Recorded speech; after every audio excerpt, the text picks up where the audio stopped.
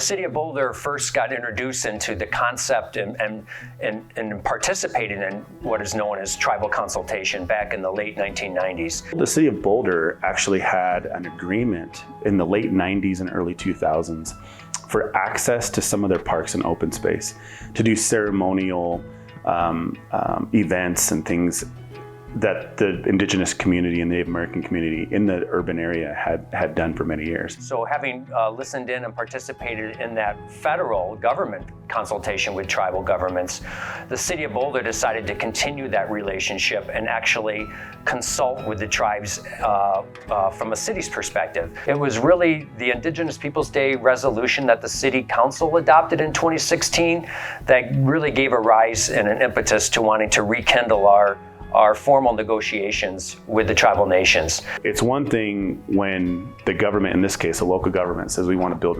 relationships with tribes. You really have to create that map, that roadmap and the framework on your ensuring that your staff is aware and knowledgeable about these issues, and at the same time that they're building simultaneously the working relationship with tribe as these projects move forward. Ernest has been wonderful. I mean, it's now we almost talk it weekly, monthly on the issues of building our relationships with Indigenous peoples and American Indian nations, and without Ernest, we would be sort of swimming in water not very effectively. So we owe a lot to Ernest in that regards.